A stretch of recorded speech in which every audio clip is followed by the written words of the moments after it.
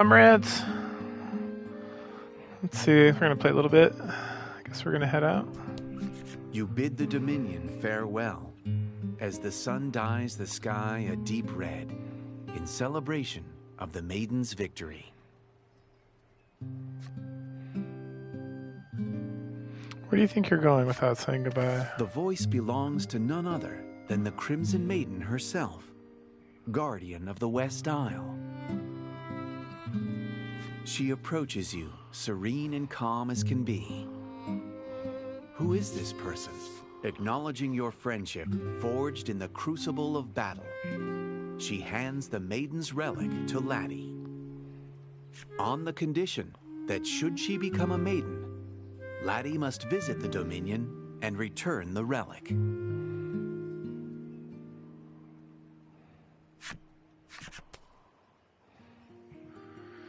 If I can do it, you can do it. Go get him, Laddie. Livia gives a hearty wave as you push off from shore.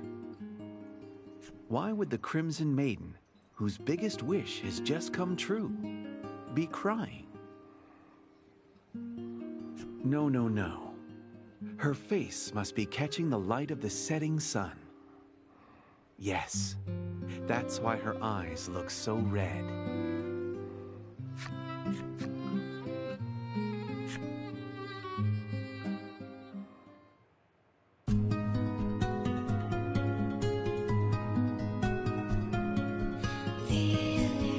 The ardent, power-hungry youth in crimson. The stalwart, battle-worn crimson knight. The child stays the blade under the warrior's tutelage. The most powerful gathering in the Dominion, ruled by might. The youth unable to become a maiden is to the mercy of destiny. And enters the tournament to prove her worth.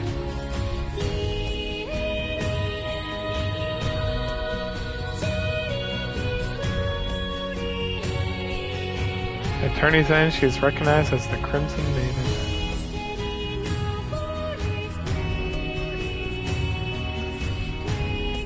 Her gallant figure is proof of the Maiden's mettle.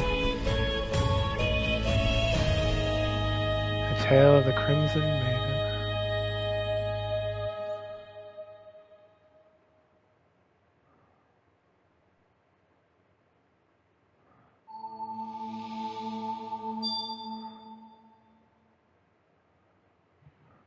She challenged all comers with admirable bravery. Lady gained memories of friendship.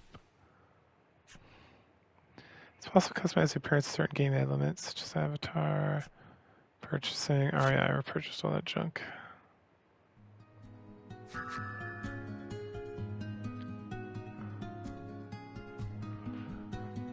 You and Laddie learned a new thing, double hill. Laddie gazes out at the horizon from the deck of the ship as it rolls over the waves. The Crimson Maiden became a maiden in the end. You reckon Laddie's thinking about that journey and what it means for her. Laddie takes out her book and scribbles something inside, which she then shows to you. Let's go back to Omega Apparently, Village. Laddie's mother was the previous maiden of the village.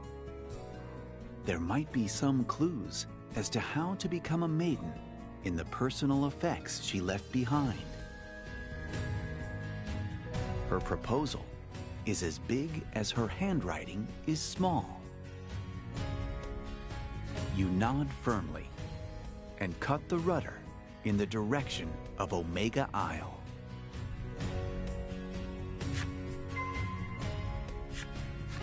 Lack claps you on the shoulder, saying, "You could do with a rest here and there yourself." It then starts to chant some kind of spell. Hither, thither, there, this away, and that. Lack casts a spell on the ship, and suddenly, the sails unfurl and the wheel begins to turn without any assistance.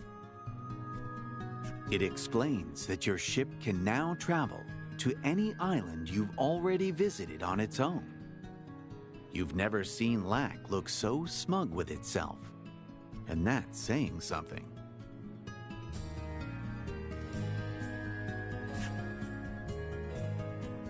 You can further move to any island you've already visited when talked to the island. Huh.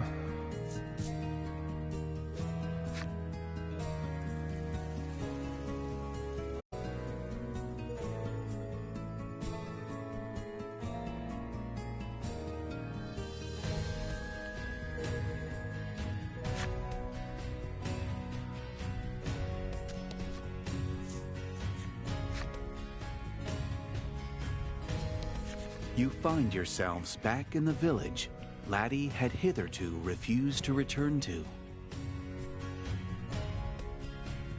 Her grip on the Crimson Maiden's relic tightens.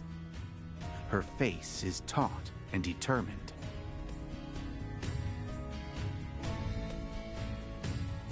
Laddie sets foot in the village, not even bothering to have Lack transform her face with its shape-shifting magic.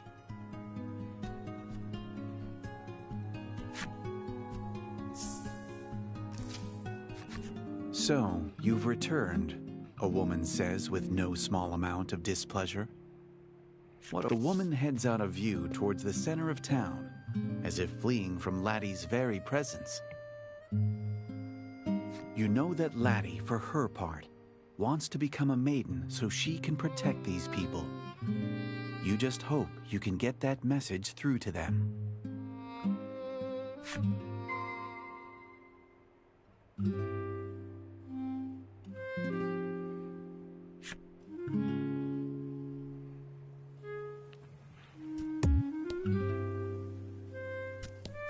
You begin introducing Laddie, only to be rudely interrupted. "I'm busy," the old man snaps. You begin introducing Laddie, but the boy cuts you off. "Look, I'm sorry, but you need to leave." The frankly heartless reception Laddie receives begins to weigh on her. Her head hangs low. Her resolve from earlier, now a distant memory. Whatever happened here?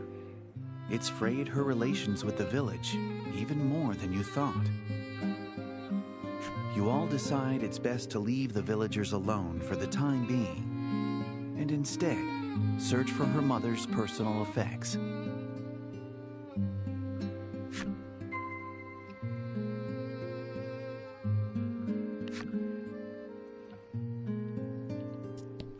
You ask the girl if she'd like to play with Laddie, but she simply glares at you and says, "Mom told me not to talk to you." You start explaining Laddie's plight to the woman, but she doesn't even acknowledge your existence. Laddie leads you to her home, which turns out to be the home of Mayor Grief.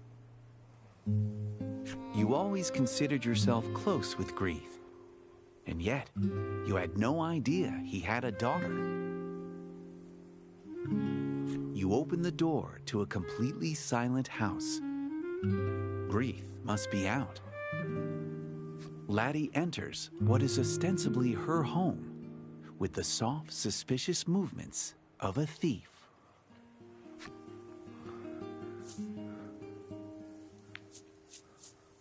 You step into Grief's room. Sunbeams from the window play across an immaculately organized desk and tidy bookshelf.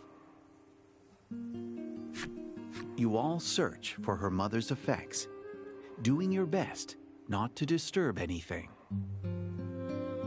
Laddie tugs insistently at your sleeve. Has she found something? You turn to her. She holds in her hands a weathered book. It looks rather like the one she's been making a picture book out of. This is it. You both might finally learn something definitive about her mother. You gently open the cover. What are you doing here? The master of the house appears, his eyes wild with suspicion, darting between you and Laddie. You insist that you can explain, if he'd just give you a chance.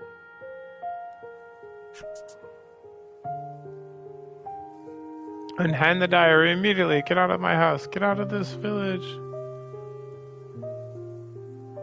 He roars, clearly not willing to give you that chance.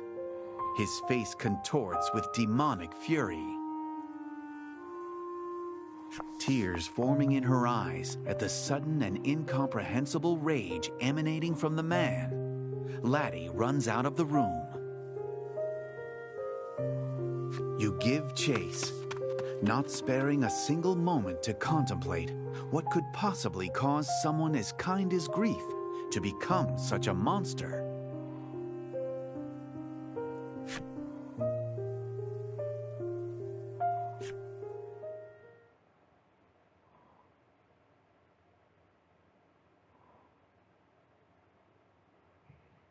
Relic is reacting to Laddie's resolve.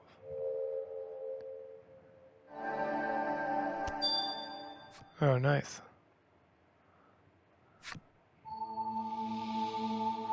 Steeled myself to return home where our father was filled the halls. Laddie gained painful memories of his family.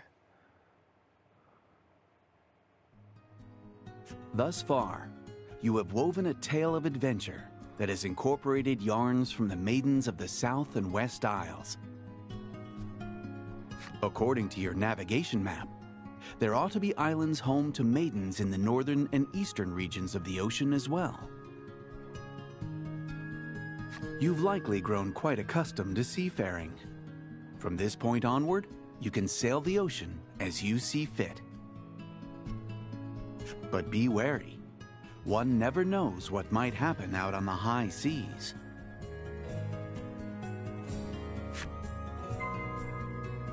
Venture north or east on the sea and search for the entrance to the island.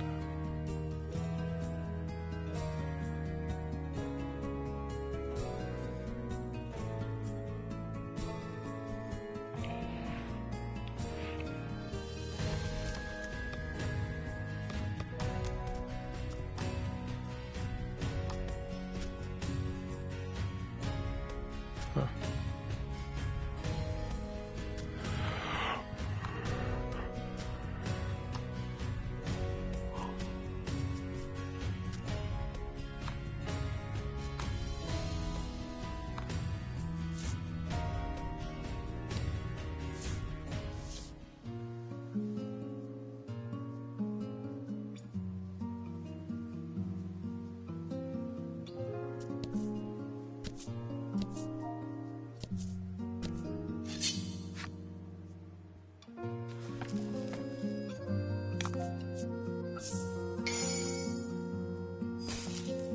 And fight.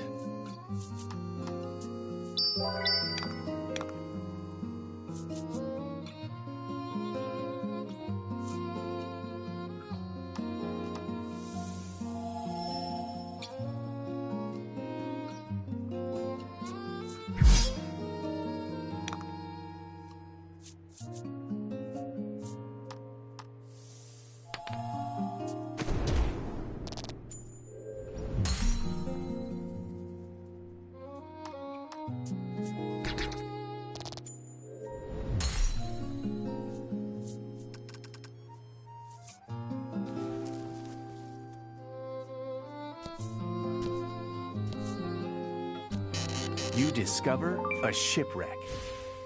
You climb aboard and begin searching for. When you return to your vessel, the shipwreck sinks silently into the sea.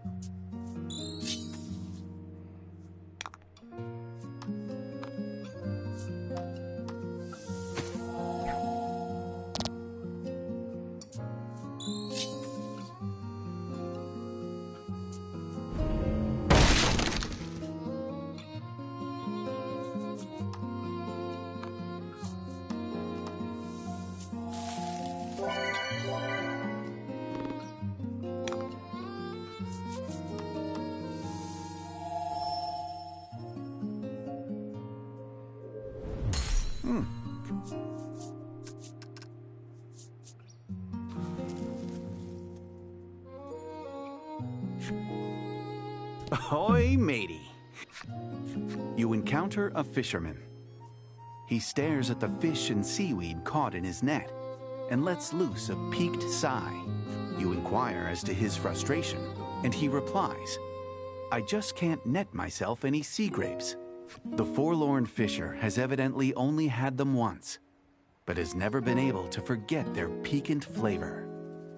He has since scoured seas the world over for them. He returns to his net, muttering to himself, "Oh, I just want some nice salty sea grapes."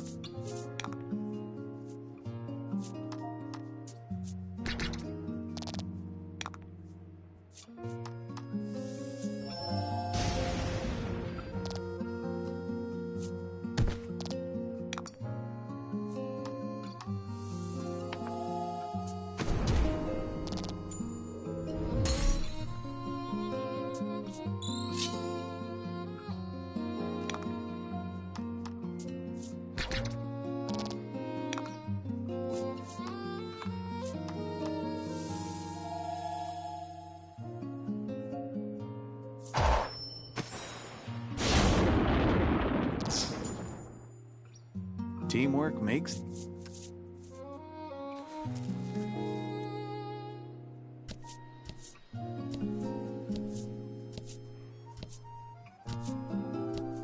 I don't know what it is.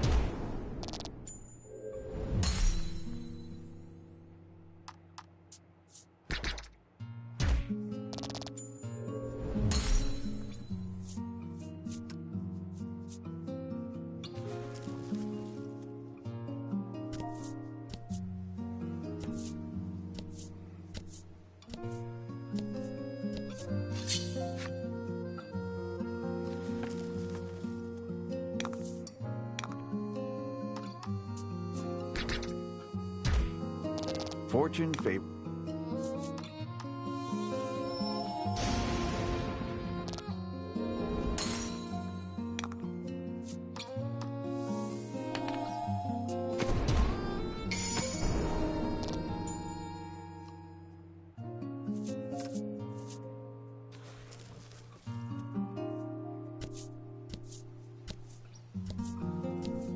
Ah, the...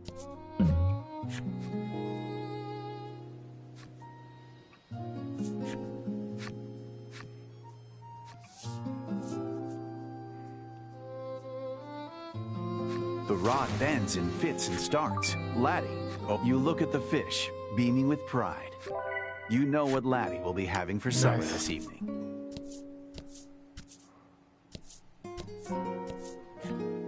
Laddie greedily eyes the fishing rod on the boat. You can't help but feel. Do you want to? Minutes pass. Suddenly, the rod whips about wildly. Oh. Laddie scrunches up her face in confusion and hands it to you.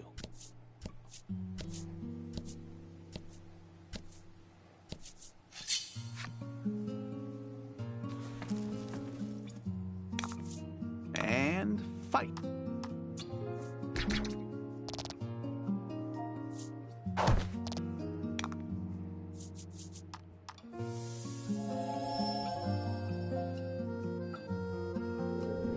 Fortune favored.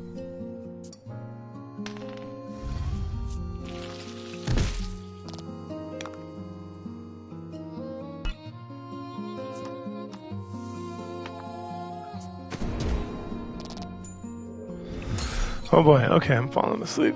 Alright, fellas. Let's just finish this. Nope, nope. Stop.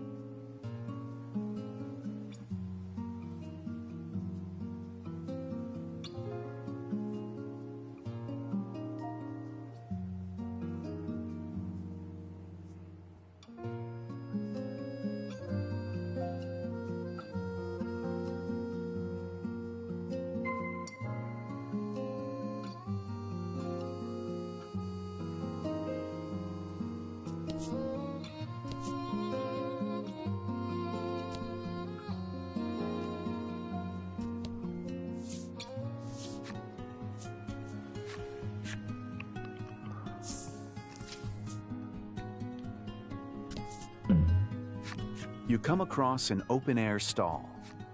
A sign reads, "Goods bought here," as you peer into the stall. But this determines the price, she continues, revealing the die in her hand.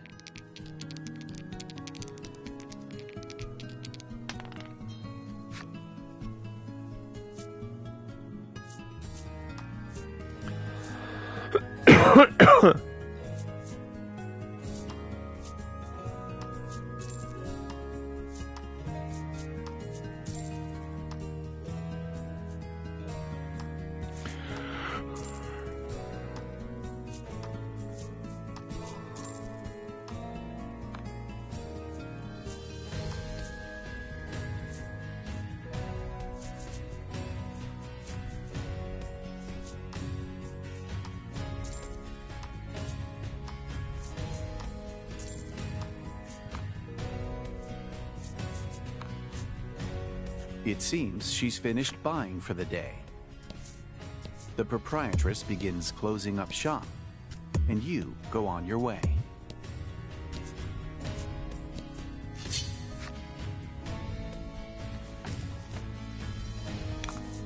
And fight.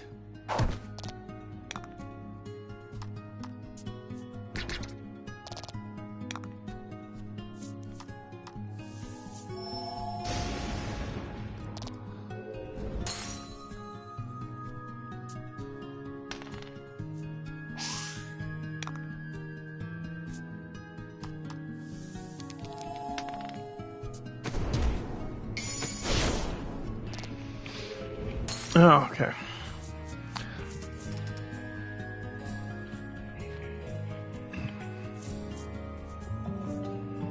Oh, nice.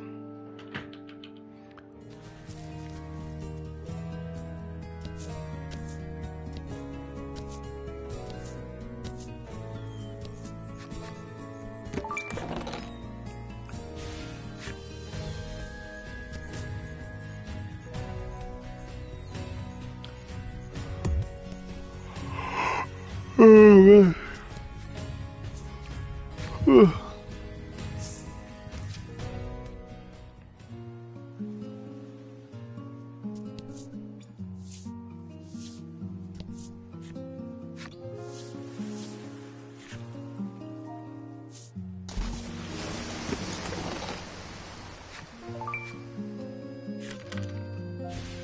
Oh. Alright, y'all. I will catch you later. Just boating around for a little bit during my lunch break. Nope, nope. Stop. Oh, yeah, Eating some peanut butter, honey.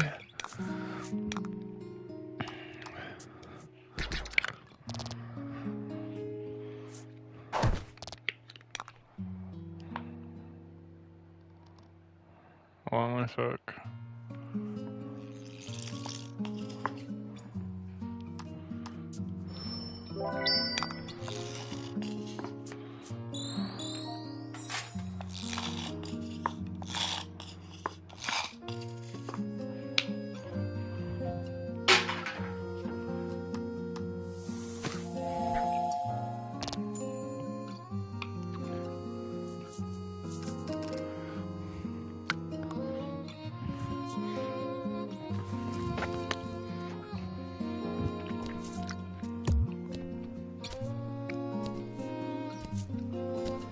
I don't know what it is. Ooh. Catch it! Ooh! Nice.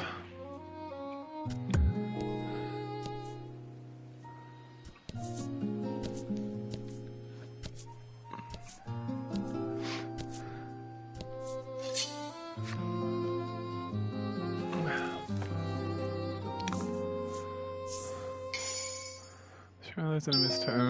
Meh.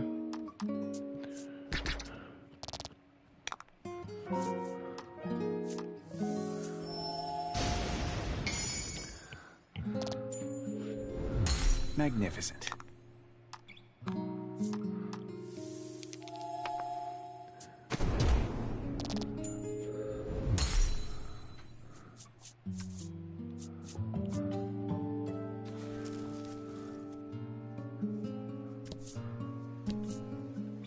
Alright, where have I not been? Just right here? I know, it's like explore east! Ahoy! And that is not possible. Oh, wait. It is possible. The rush of the wind filling your senses, you open up the navigation map to check your current position and heading. In the eastern region of the sea, there is supposed to be an island with a maiden living on it. However, the present look of the skies makes it clear that those waters will soon be battered by a storm. You could still turn back now if you so choose.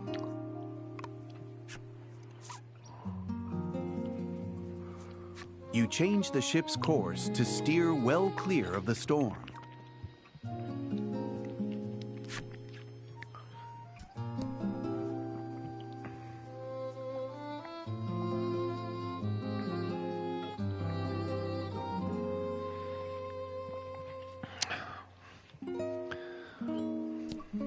Oops.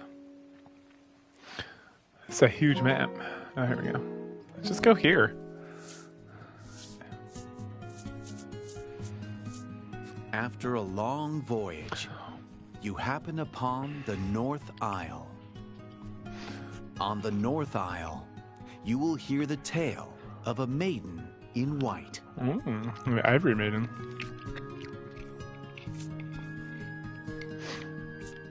Very well then. Prepare to go ashore.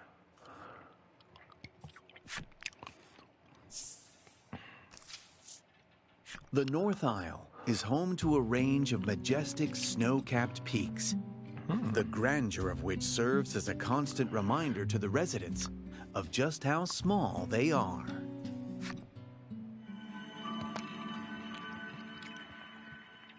The tale of the Ivory Maiden. Having grown accustomed to life on the ocean, Laddie helps you prepare to moor the vessel. Looks like Lack won't be needing dinner tonight, you muse to yourself as you unfurl the map. From the wharf extends a well-maintained road, which no doubt leads to civilization.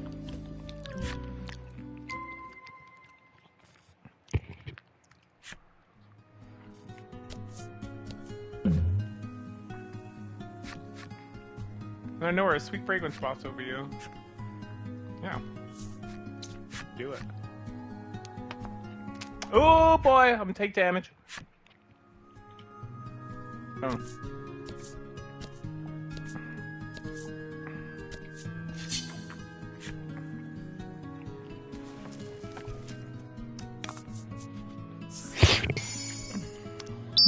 Too bad these guys And fight.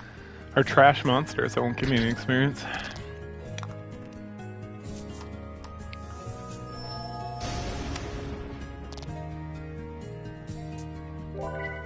Oh, sneaky devil.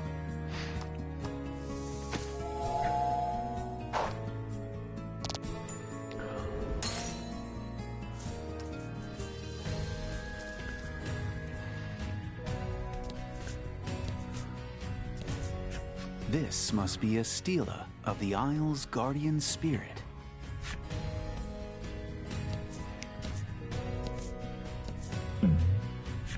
You come across an open-air stall. A sign reads, "Huge sale." As you peer into the stall, the merchant says they're having a fire sale. Everything must go.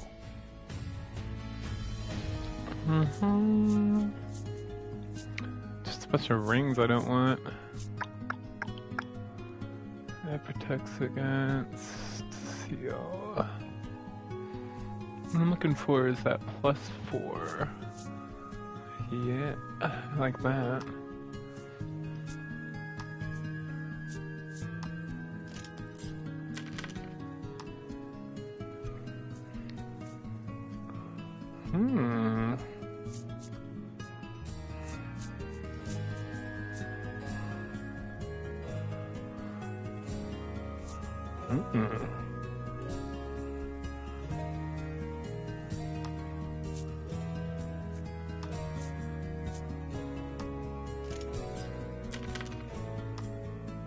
That's good. The merchant says it's time to move on and begins closing up his stall. You cannot shop here anymore. Yeah, I think that's good. Okay. You are greeted by sublime white gates, the likes of which you've never seen. As you attempt to pass through them and enter the city,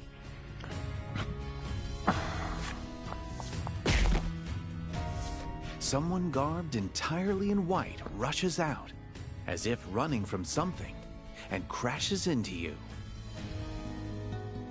You cannot see their face for the white mask covering it, but the fact that they have a weapon in hand makes you think they're a city soldier.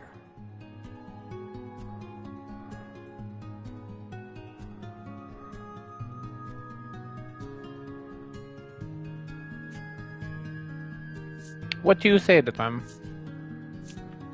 You extend a hand to the soldier, who tumbled to the ground after your collision. "Out of my way," the soldier shouts, their voice muffled by the mask, before charging at you. Apparently, they want to fight.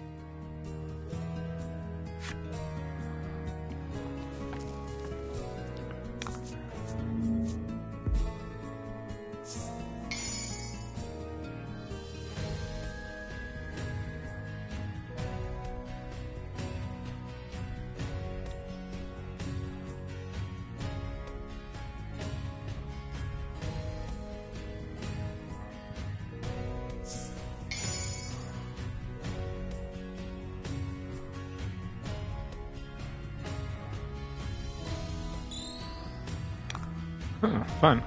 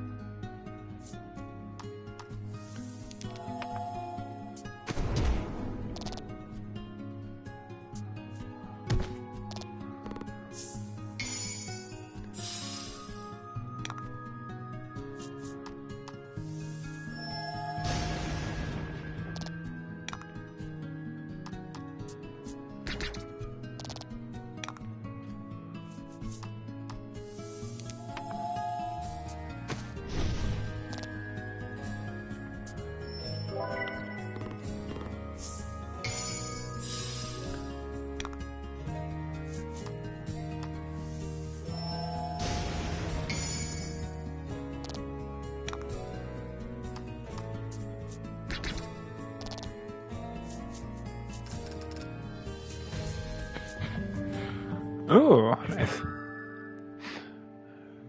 Deal 2 times fire damage.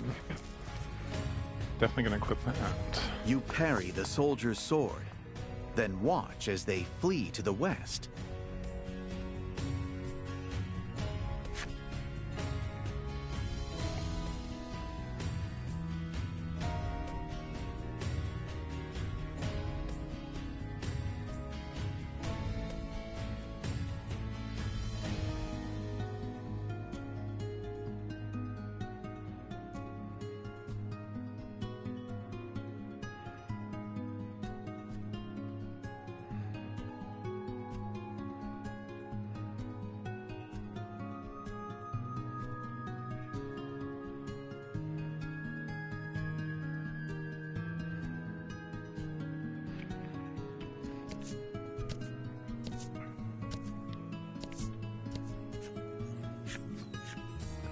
Oh yeah, do it! The bizarre rock transformed into a fear rock. Fear rock. The only way out of this fight is through. Oh, we need to equip new stuff. Alright.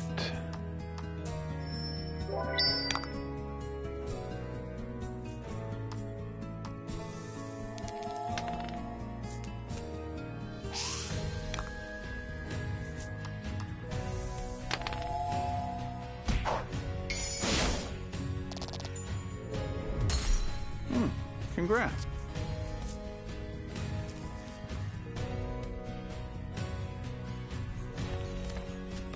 Alright, skills. Alright, cure target of all statuses. I want this to be there. I want this to be there. Actually, I want that to be there. Actually, I want this to be there. There.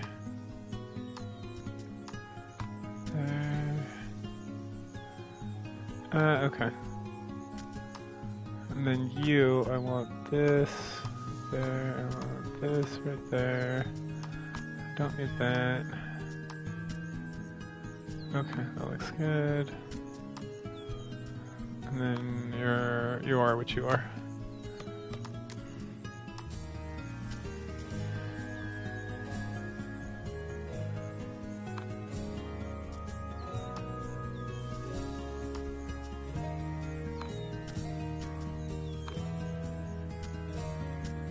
And the thing is, I think he's immune to paralysis. Decrease target damage by 5. Increase my damage. No. Okay.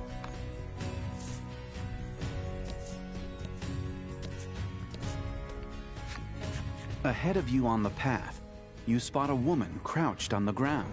I read about this. It looks as though she's twisted her ankle. She looks up at you and asks, "Don't suppose you could spare any salve?" You draw some salve from your pack and give it to the woman.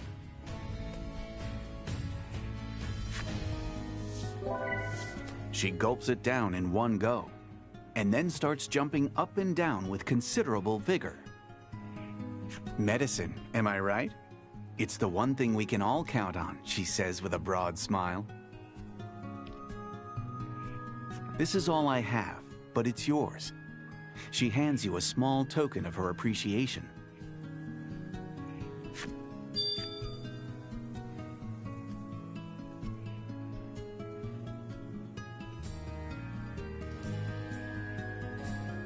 Sea grapes.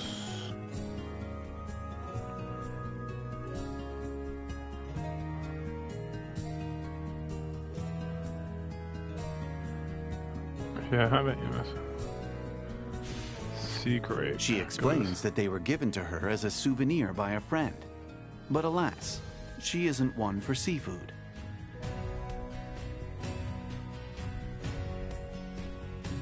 You put the sack of sea grapes into your pack and continue on your journey.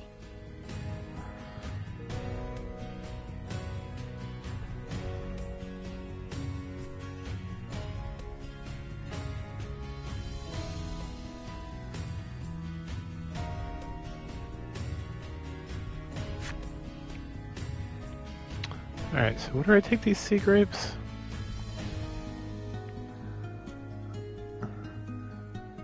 Go to the southwestern shipwreck. Sea grape. Southwestern.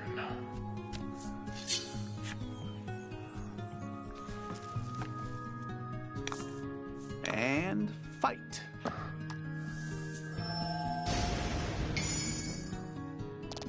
Excellent.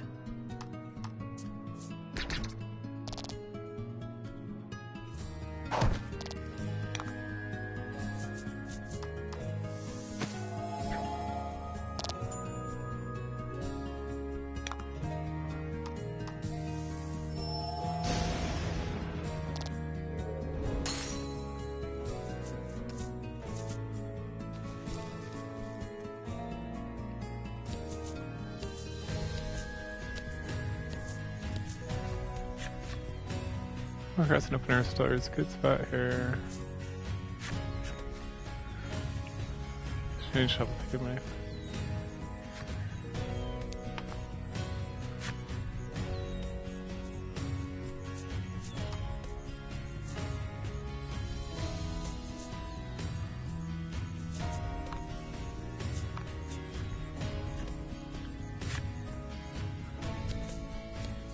You stand on the edge of the forest.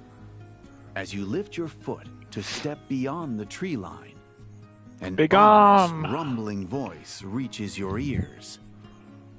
Be gone. The trees rustle ominously.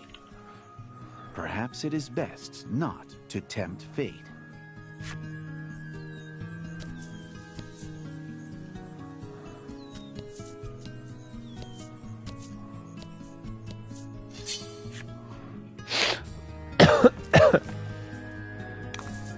Don't hold back.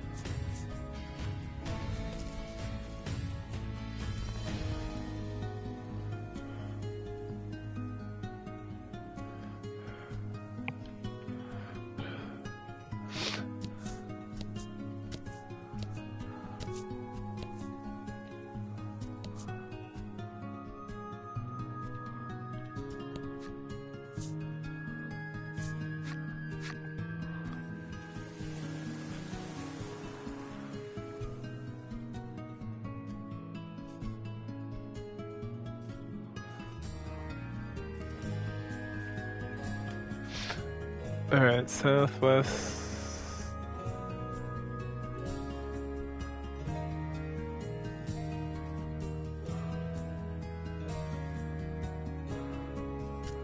I don't like that.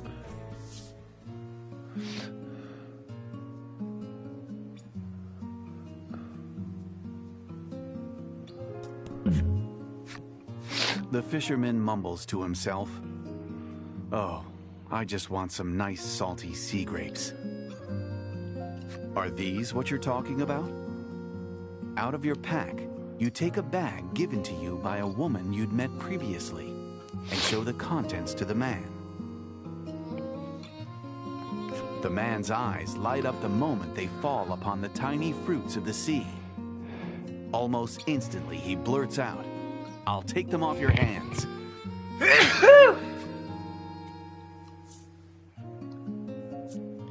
You hand your sea grapes to the fisherman.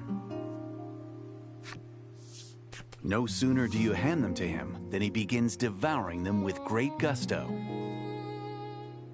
Through a mouthful of sea grapes, the fisherman says, "Here, take this as thanks." He holds something out to you.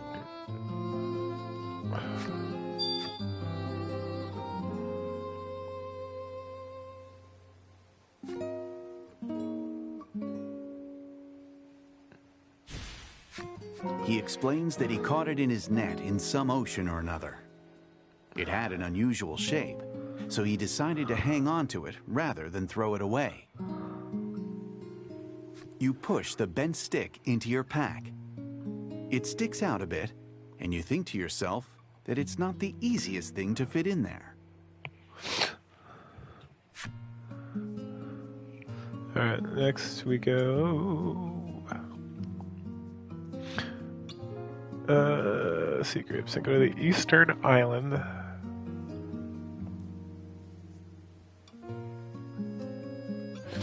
Alright, so we're gonna have to put a pause on that for now.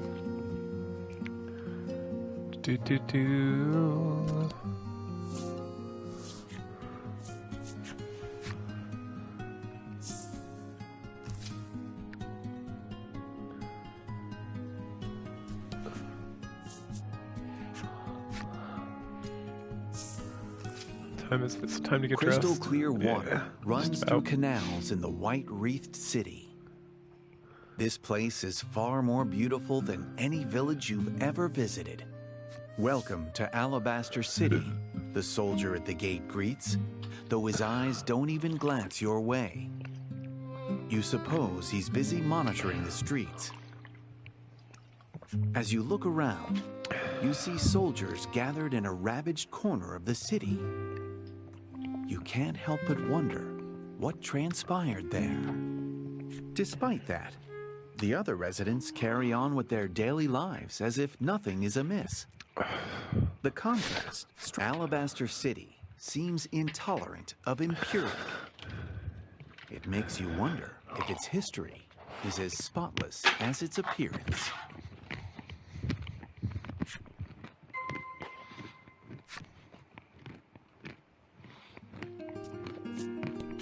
Welcome to Alabaster City. The soldier bellows in unison with their colleague to the right of the city gates.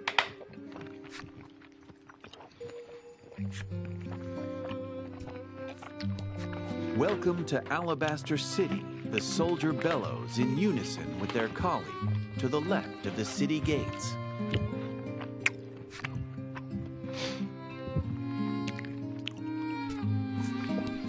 The soldier sternly surveys the people walking up and down the street, periodically pausing to write something down on a piece of paper.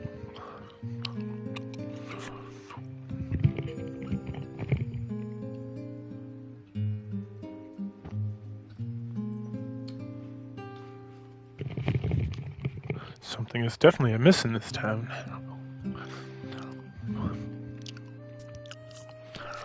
Do your part to keep Alabaster City clean. The soldier holds out a bag, hoping to collect the refuse of passers-by.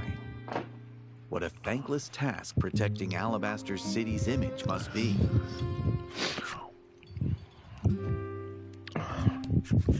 Among the townsfolk peacefully going about their day, you see two young women making quite the racket. That must be the Maiden. It's all your fault, one woman shouts at the other, whose eyes run with tears. They appear to be fighting.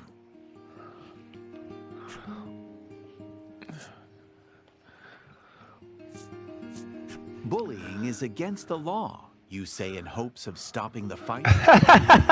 Boy, shut up. What? In this city, I am the law. Ooh, the woman girl. asserts confidently, tell me. not lending an ear to your argument. The self-assured woman. You told me what's up. The Ivory Maiden and keeper of the island's destiny. The woman being berated is Crib, the Ivory Maiden's attendant.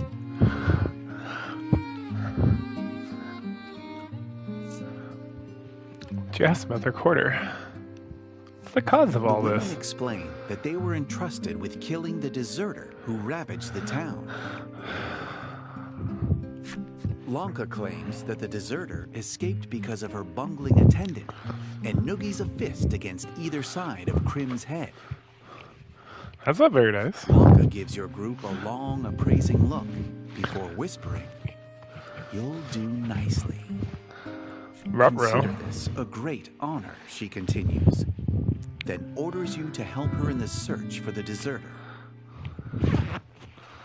You had wanted to ask her about her Maiden's relic, but now it seems you have no choice but to obey her command.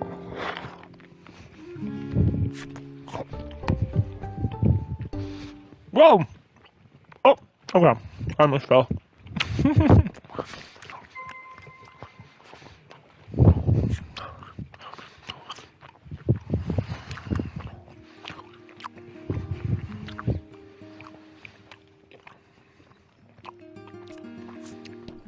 If anything bad happens, the Maiden and the soldiers handle it, the boy says, Where'd my phone though go? clearly bored with the peaceful city. It's weird. There it is.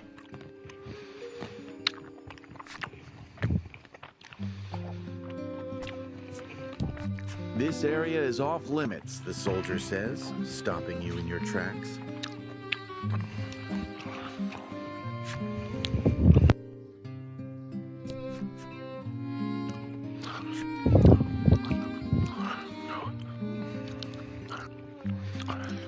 All right.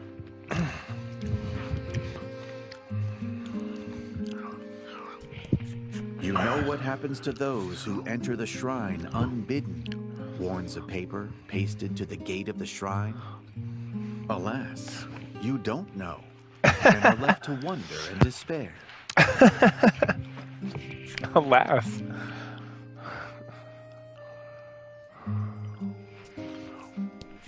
If I shop here, I'll have to shop next door as well, the woman mutters to herself as she peruses the necklaces on display. It would only be fair, she says, trying on one of the necklaces.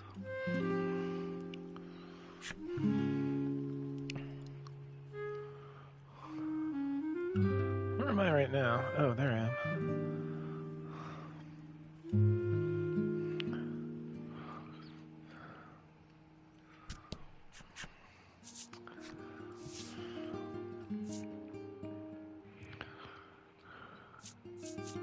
Hey, it's all these rings. They really weren't that much cheaper when I bought them. Oh well. What are you gonna do about it? That's all. Saved like $1,000. Oh, there's another one. This is like trashy old stuff. Yeah, get me out of here. The city is safe, thanks to the Maiden and the soldiers, the girl exclaims. She seems to have not a care in all the world.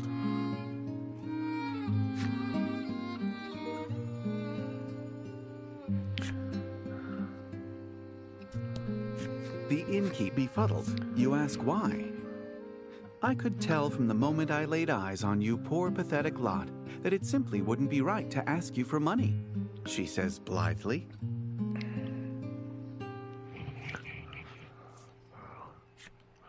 Thanks, sweetie. Thanks, baby.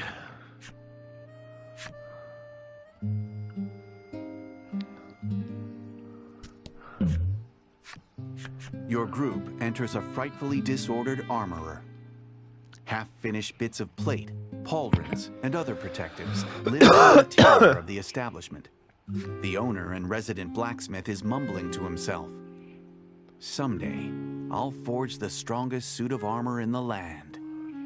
You ask him about this, and he proclaims that he aims to make a name for himself as a smith by crafting the greatest armor in the land, which will in turn help his business to flourish. Unfortunately, he continues, the ores he needs to produce higher quality armor have proven difficult to procure, leaving him rather frustrated. The proprietor of the shop says to you, if you come across any rare ore, by all means, bring it to me. For shizzle. The purveyor of armor once more welcomes you to the shop and is ready to give your coin a loving new home. Thanks, big guy. What can I do for you? The proprietor asks. Oh, bless me. No. Oh, yeah, no, I don't have enough for that. I was gonna say that'll be... Oh, it's good for both. That's too bad. Will that be all? The proprietor asks. Got a lot of money in this game. Just go in here and look at for a second and then peace out. Like this douchebag. No, I'm not playing your jacked up game, you little asshole.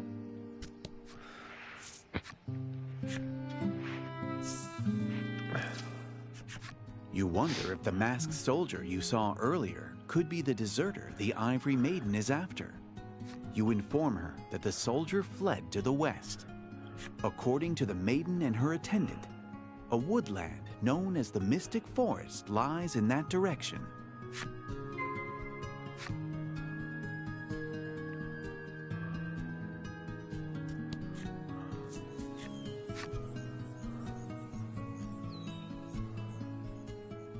The Mystic Forest is a dense wood.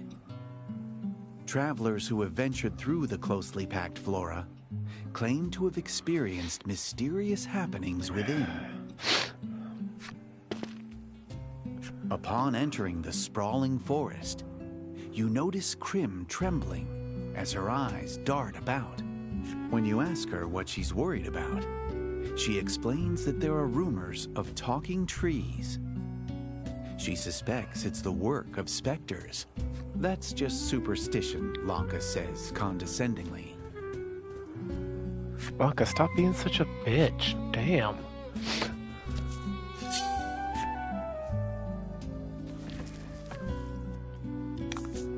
Fight him off. Oh, too easy.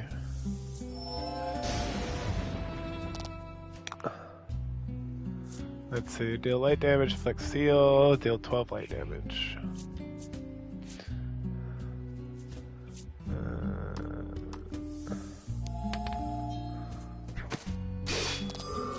These people are weak.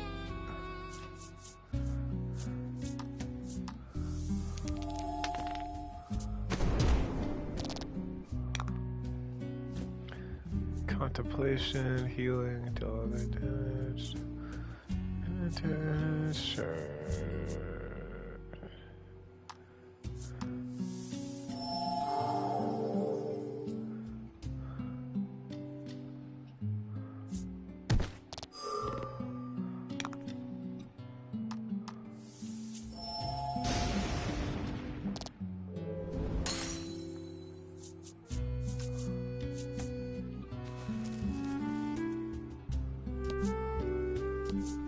A somnolent Oh, tree. it's a singing tree.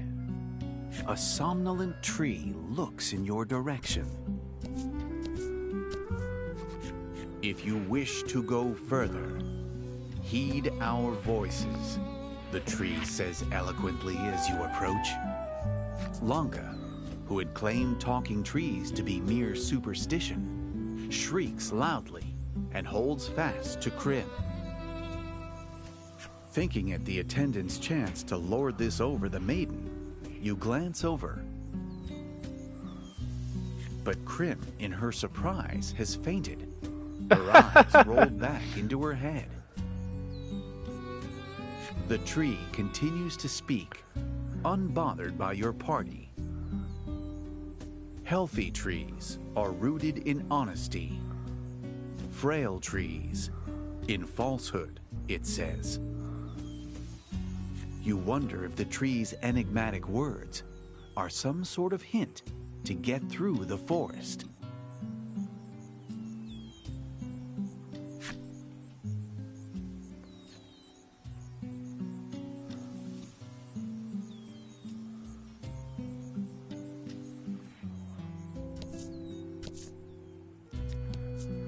I'll have to unlock all the map.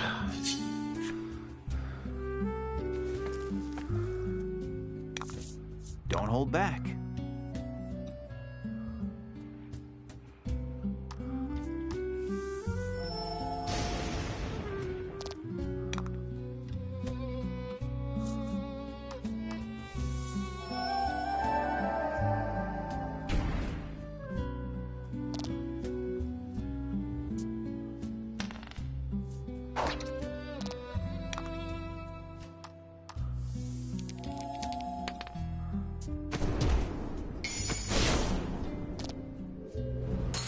Fortune favors the bold.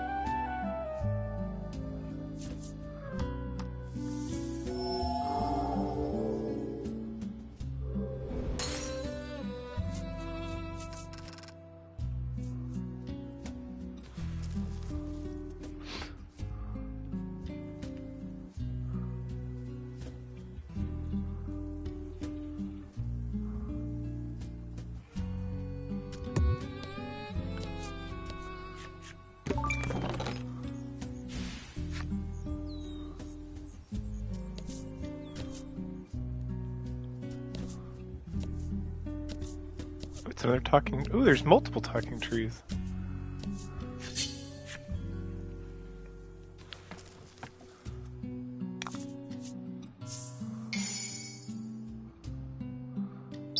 Show 'em what you got.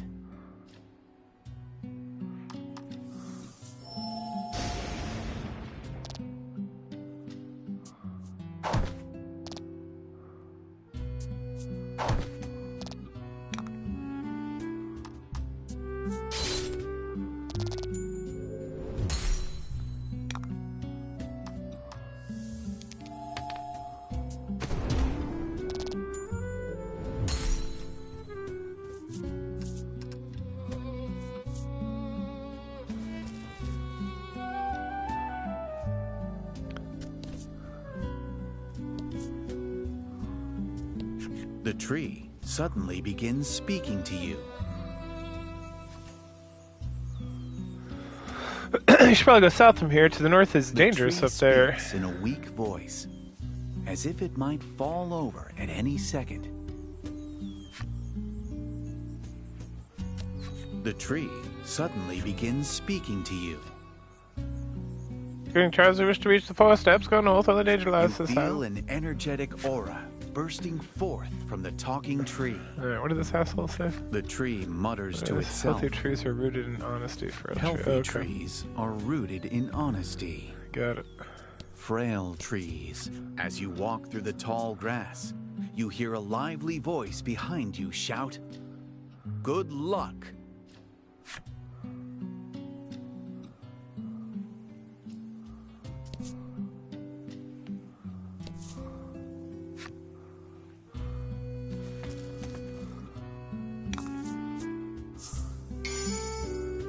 Like poison eyelids and ooh. Don't hold back.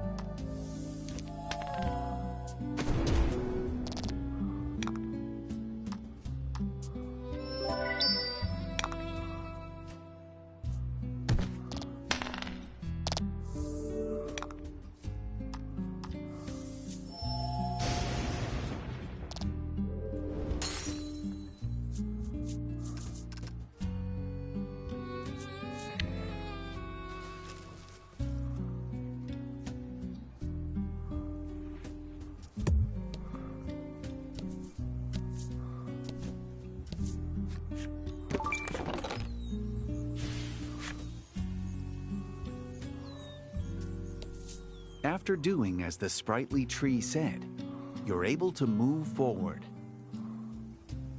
It seems that the tree near the entrance spoke true. If you lose your way up ahead, perhaps you should listen to what the other trees have to say.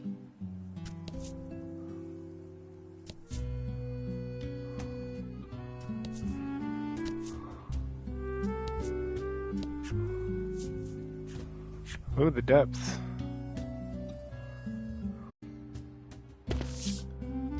The ivory attendant complains as you make your way through the dense trees, repeatedly invoking Lanka's wrath. Each time, Laddie pats the crestfallen Krim on the head.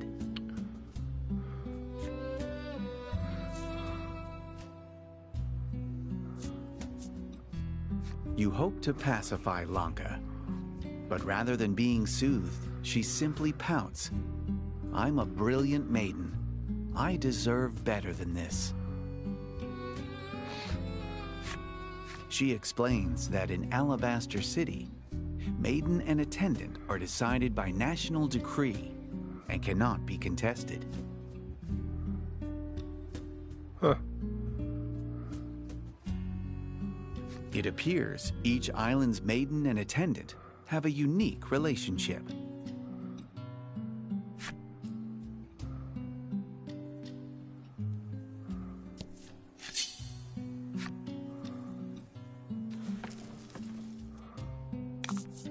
And fight.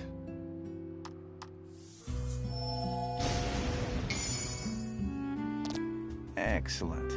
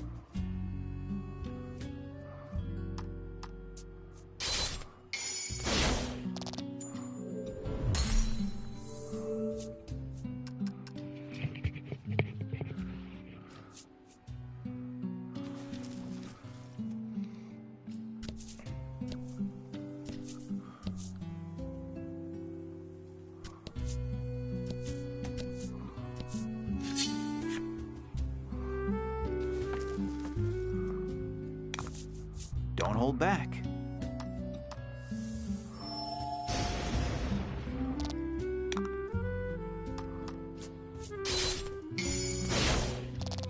Fortune favors the bold.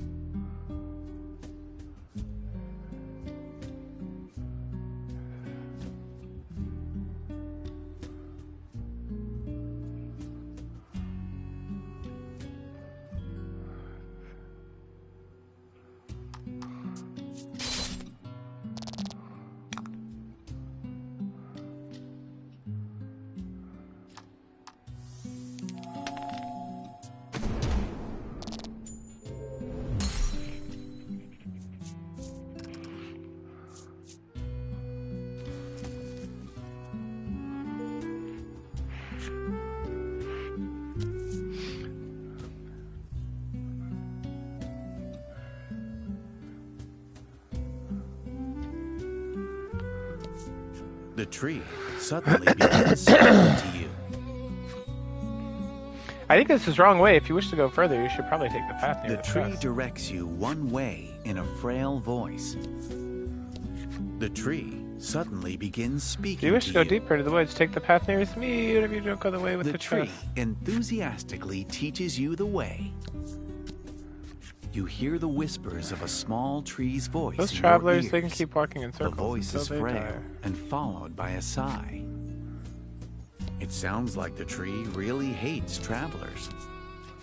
Uh-oh. As you walk through the tall grass, you hear a lively voice shout from behind. Yes, that's right.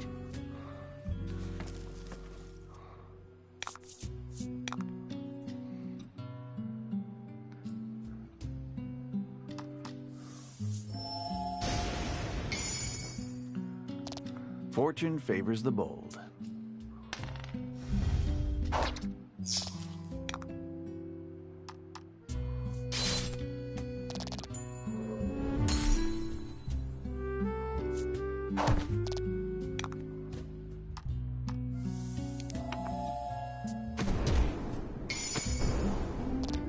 Fortune favors.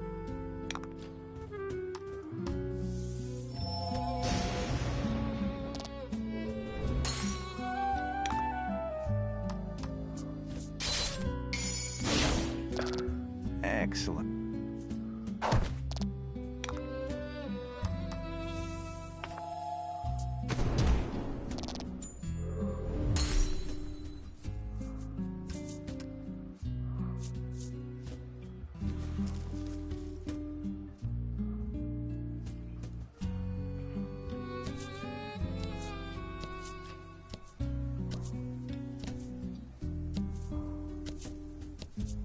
The tree suddenly begins speaking to you. The words path sound is, as if they're being wrung out from the tree itself. You wonder if you can take them at face value. I'm gonna say no. And fight.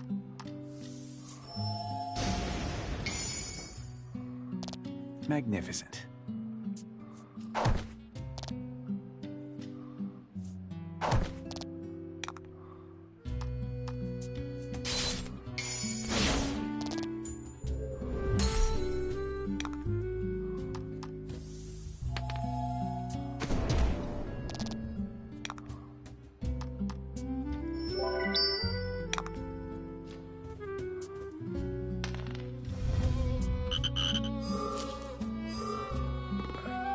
Ruh-roh.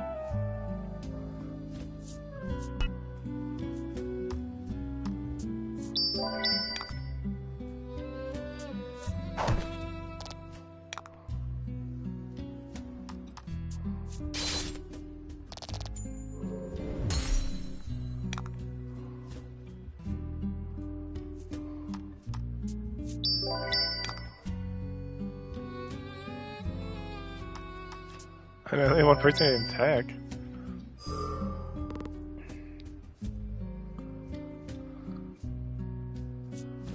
There's so many.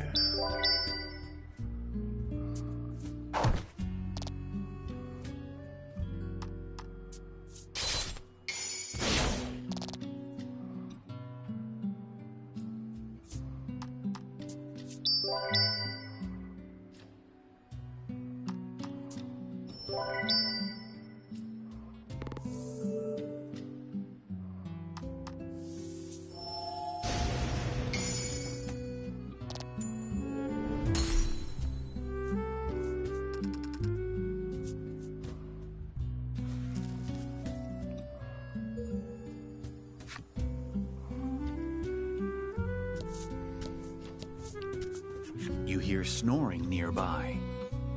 When you look, you see what appears to you gently shake the tree, despite having just awoken. I apologize, The tree exclaims speaks in a lively Oh. voice. My apologies, it exclaims, then leans out of the way. When it does, you see a path on the other side. Apparently, The tree is allowing you to pass.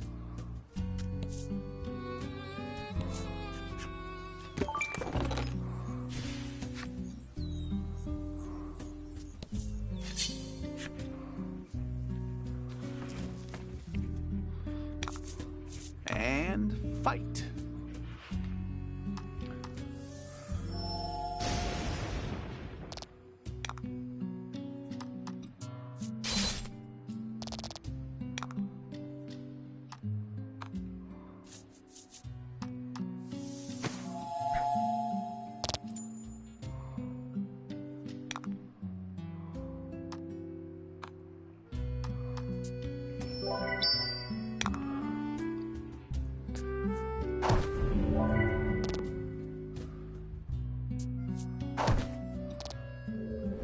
Yikes.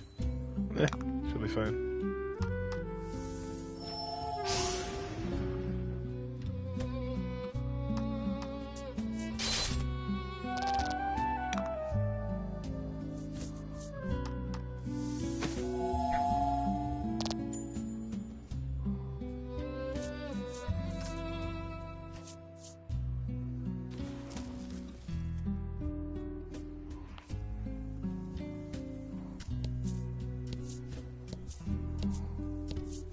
As you walk through the tall grass, you hear a gloomy voice calling to you from afar. You think you're so clever, it says.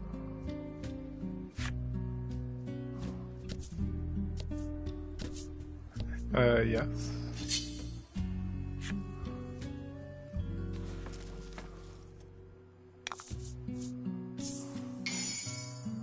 Oh, fun. Don't hold back.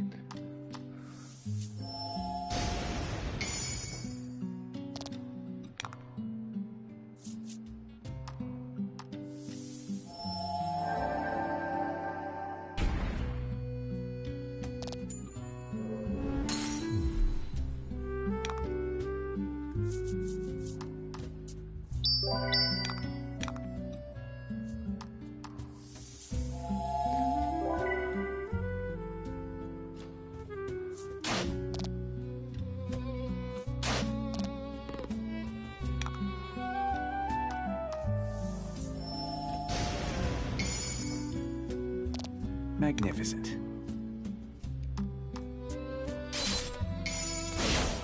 Nice. Magnificent.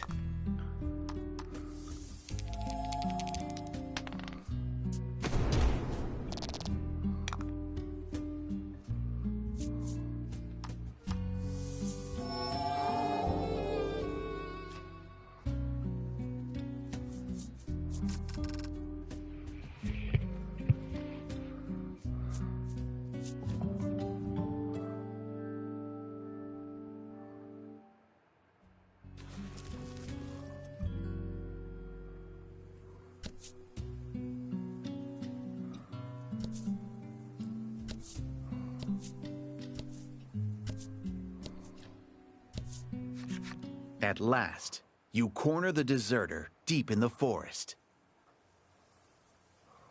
You won't get away, Lanka shouts. Pressured by the maiden, the deserter takes a step back. Leave me alone, the masked soldier pleads. But the ivory maiden pays their words no mind and charges into battle.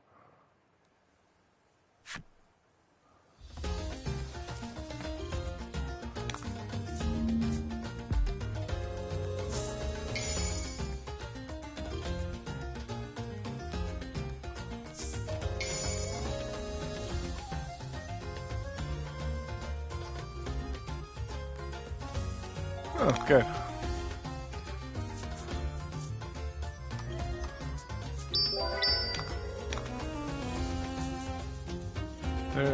Research paper.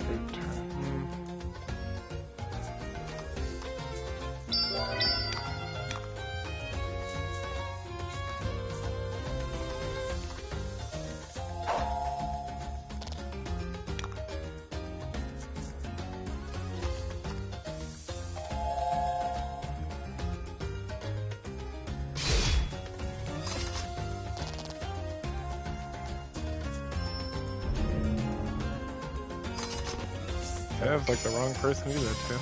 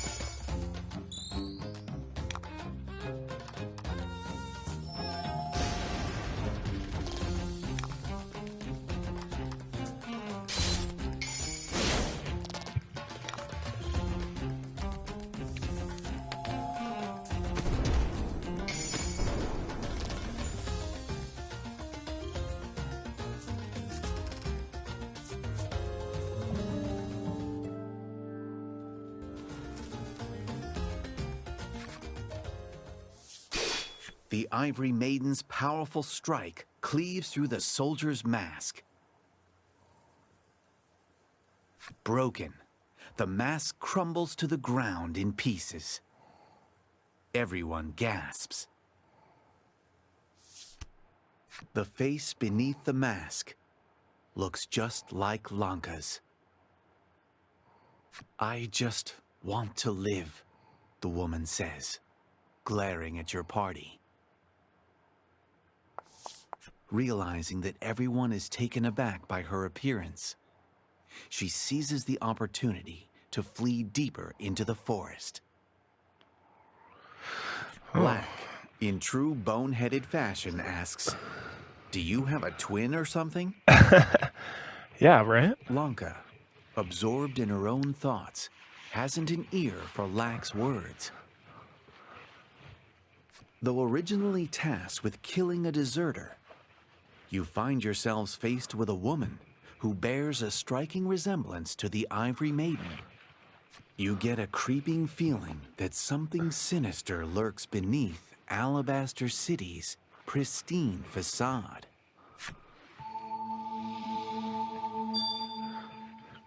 Our ivory allies serve the city where dark truths lurk beneath an alabaster facade. Why do you gain memories of friendship? Want me to take you to the exit so you don't get lost in all these trees? Yeah, sure. You make your Yes, way toward the please. forest exit.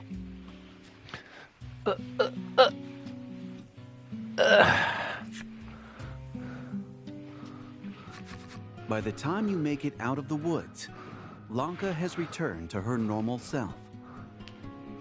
You explain that you're on a journey to help Laddie become a maiden and need the maiden's relic. Lanka tells you that the relic is proof of her maidenship and more precious than life itself, then promptly refuses to give it to you. However, in honor of you helping her on her nationally decreed mission, she agrees to accompany you to the spire. A maiden must always be benevolent, she says, her eyes shining with pride at her lofty position.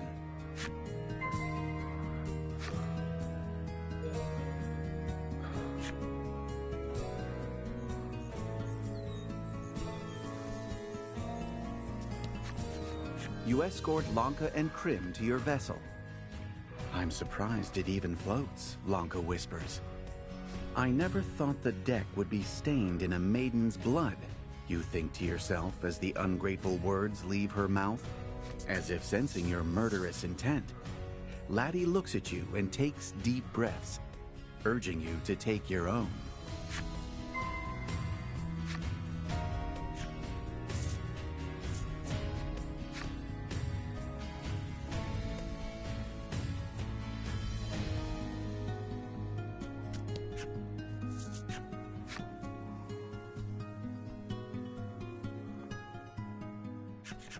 What a desolate place, Lanka murmurs. You suppose it is, especially compared to Alabaster City.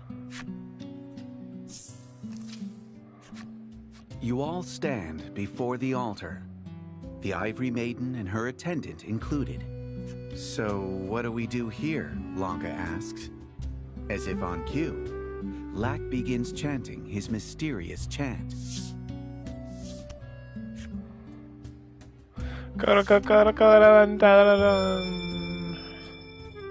As the screams of Lanka and Krim fill your ears, you surrender yourself to the dazzling light.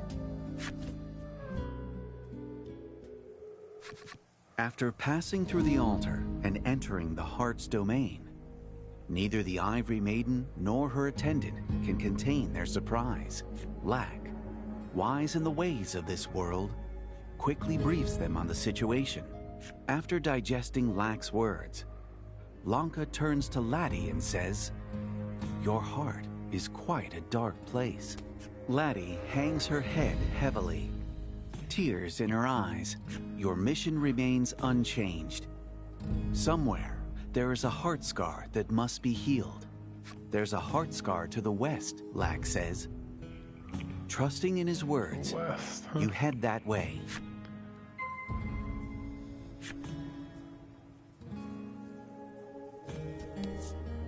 Oh, this is new.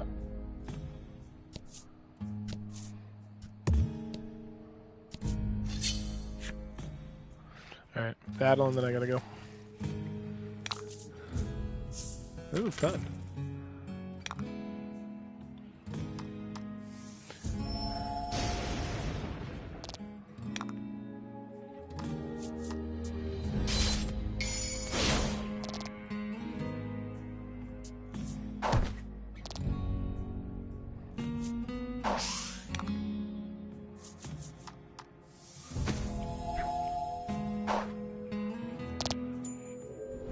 Excellent.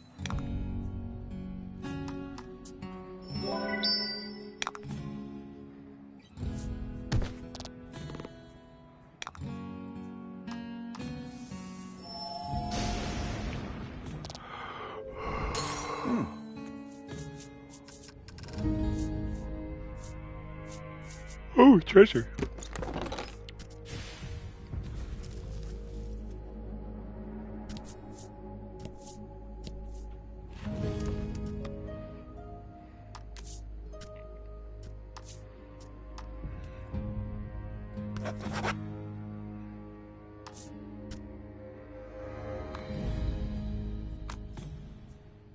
Okay, cool.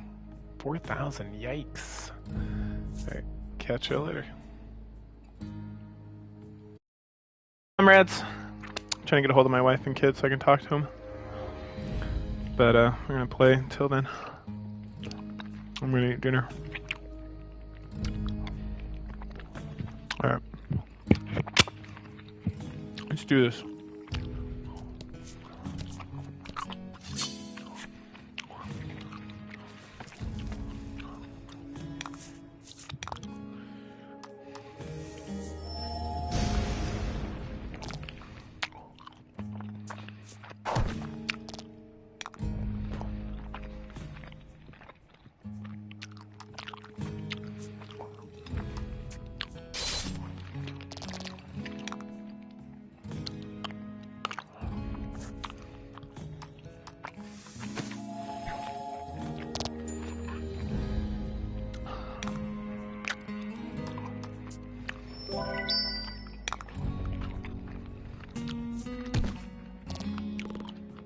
we're gonna do is just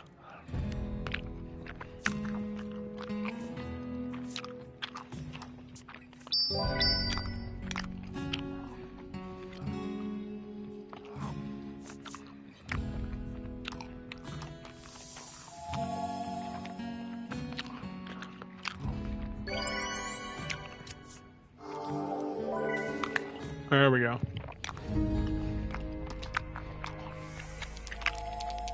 Perfect.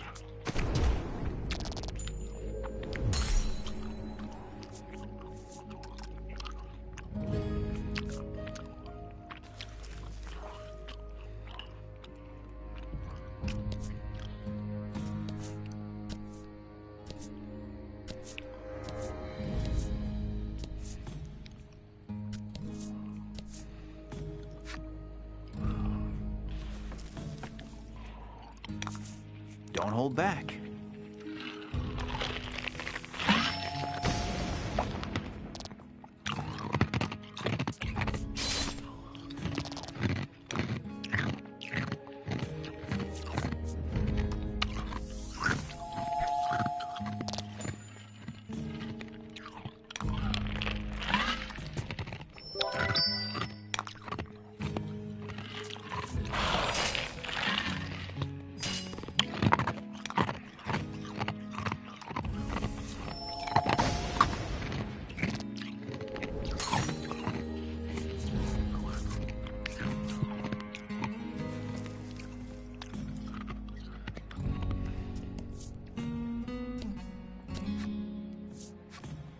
Burdensburg. Look at that. You reach Burdenberg, a town rife with laddie's woes. The residents here cannot help but hate those who lay bare their true feelings. Oh no. As soon as you enter the town, your nose is assailed by a strange odor. It appears a muddy marsh has inundated the place.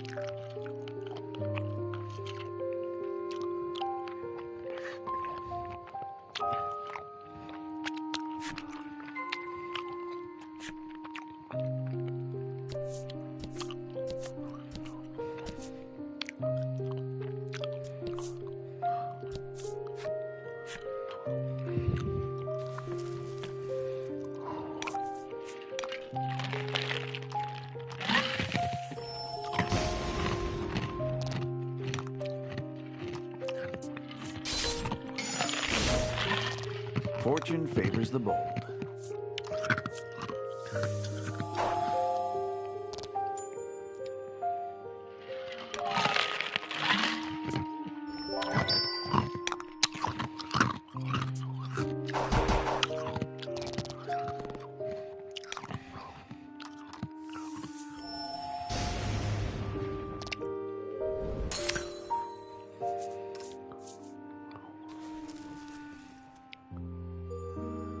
You fulfilled the torpid.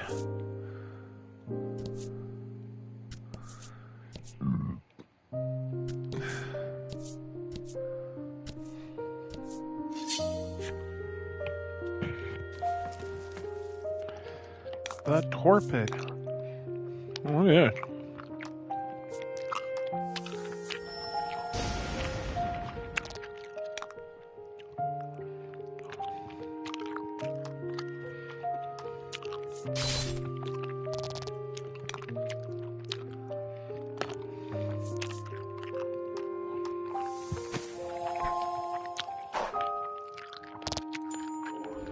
Magnificent.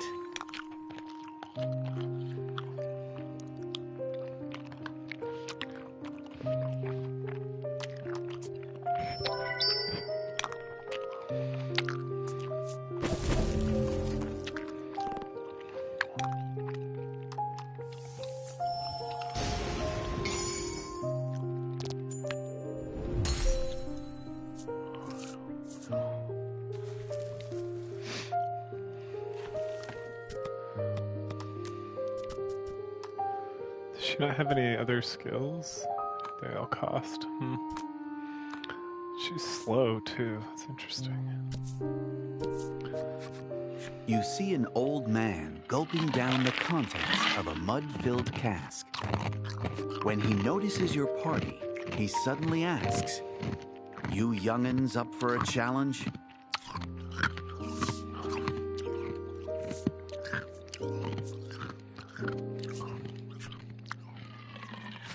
As if a human could ever compete against me, Lax says. But then the old man flicks Lax's forehead, sending it soaring.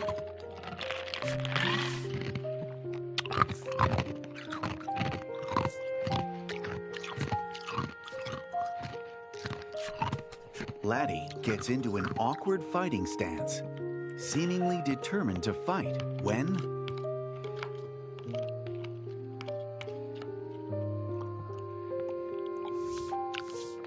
"You'll have to try harder," he says, suddenly behind her, and claps her on the shoulder.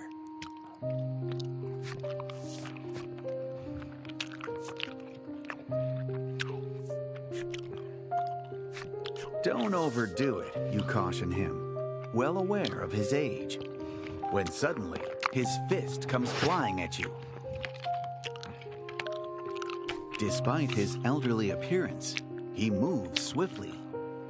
He can easily hold his own against you, and your duel results in a draw. You've got a long way to go, the old man tells you, as he drinks mud from his cask.